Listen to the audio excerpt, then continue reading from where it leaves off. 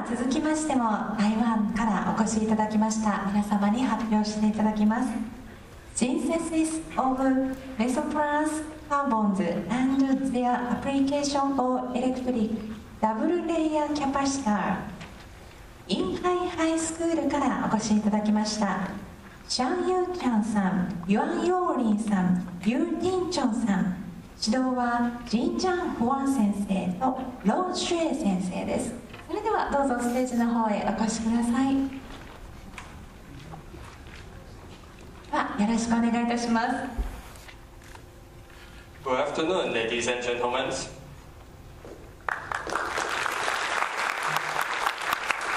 We are students from Tainan City Yinghai High School, Taiwan. Today, it's our pleasure to be invited and present our research. Synthesis of mesoporous carbons and their application for the electric double layer capacitor.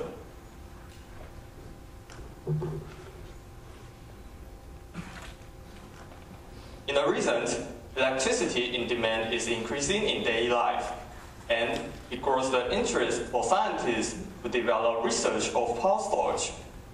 Power storage is known for batteries and capacitors. And today, our topic, supercapacitor, is one of clean and sustainable candidates of the energy storage system. Its performance on work is between the batteries and the traditional capacitor. Supercapacitor generally includes two types: the electric double layer capacitor, as known as EDLC, and the pseudocapacitor. The EDLC and the pseudocapacitor have different mechanisms of power storage. The EDLC is by the electrostatic absorption, whereas the pseudocapacitor through the way of the redox reaction on transistor metal. The EDLC has a larger density compared to the traditional capacitor. However, the pseudocapacitor has a larger energy density. In our research, we focus on the EDLC.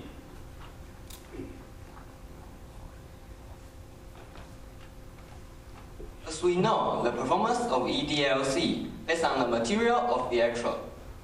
An ideal electrode must have good electrical conductivity, stability, and safety. In addition, larger surface of carbon material is be able to make the electrodes be able to store more ions.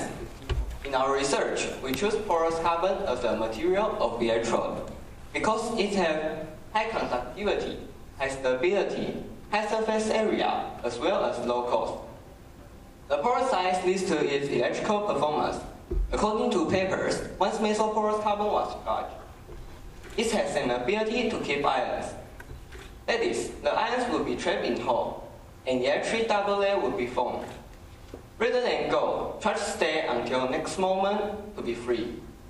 Therefore, design of electrode is important for EDLC.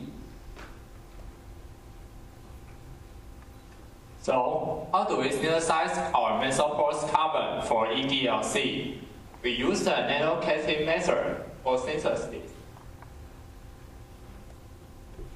In this process, zinc oxide nanoparticle was used for sacrificing templates and phenolformaldehyde polymer as carbon precursor. In the beginning, we dissolve the PF polymer in an alkaline solution, followed by zinc oxide powder. By control of pH value, then we find the milkily precipitate with clarity as the picture shown.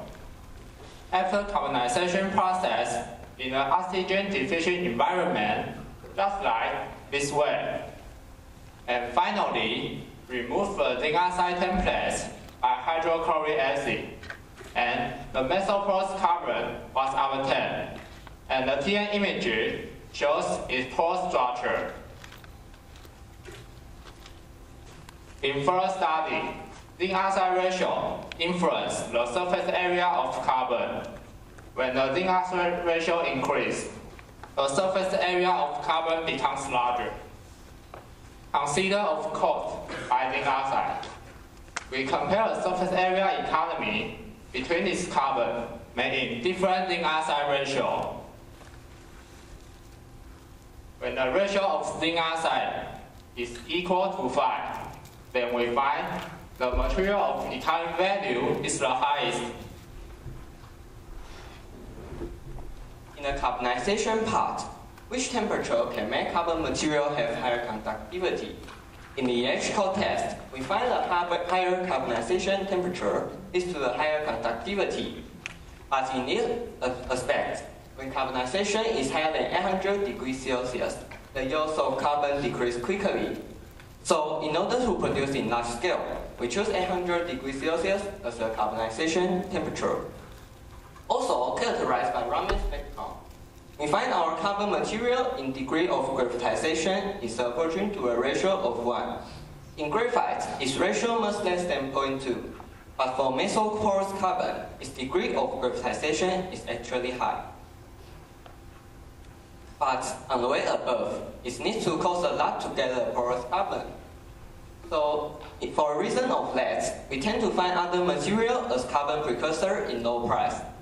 So we choose several residues of plants in our daily life, such as coconut, sugarcane, and coffee ground.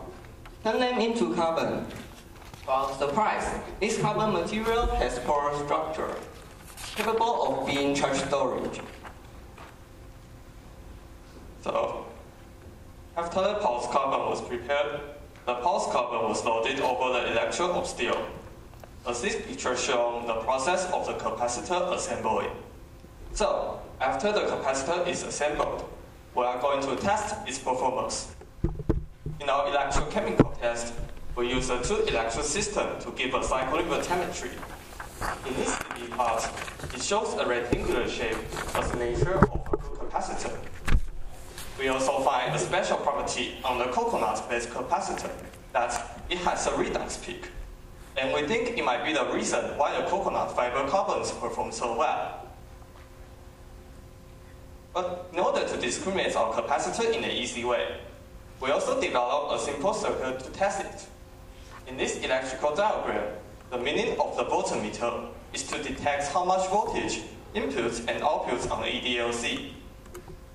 In the ideal case, the voltage value of the two should be the same, while in this plot, it shows an apparently drop between it.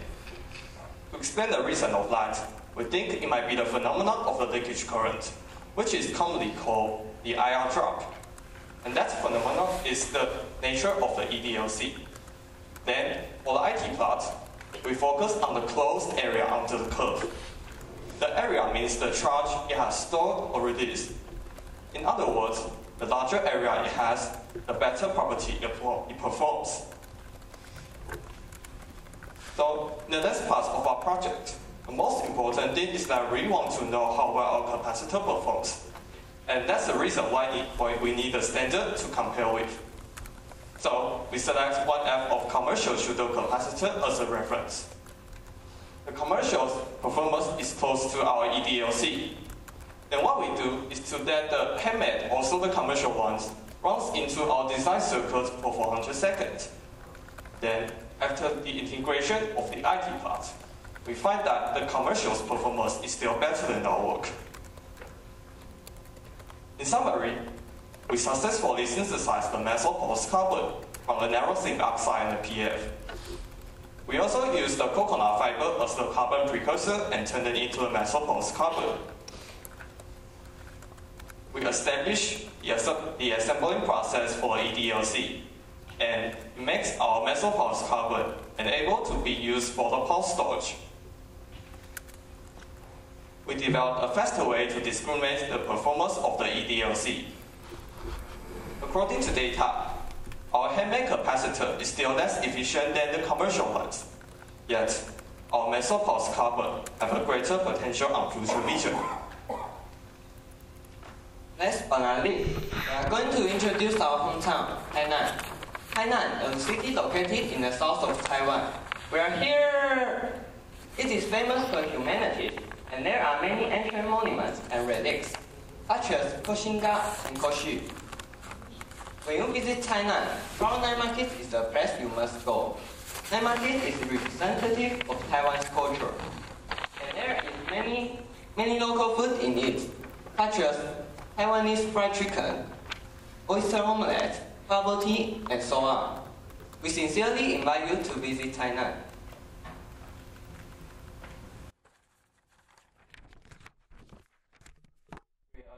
And the organizer of this contest, also Dr. Chen, to make this trip possible. And this is the end of our presentation. Thank you for listening.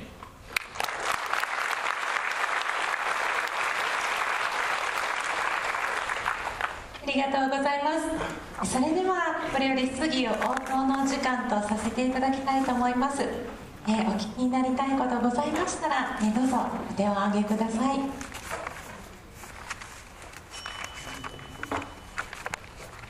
質問などございませんでしょうか。はい、ではお願いいたします。Thank you for your nice talk.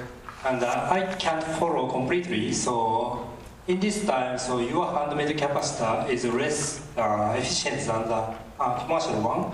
So what is the most important reason? So how do you think? And it shows a apparently drop. And we think, especially the EDLC has a defect just to capture the ions. So the ions were removed from electrode in just some situation. So it's not to compare to the commercial ones.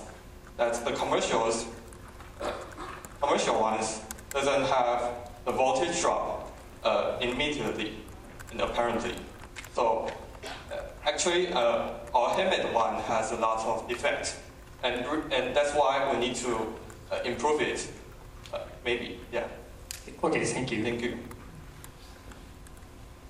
ありがとうございます。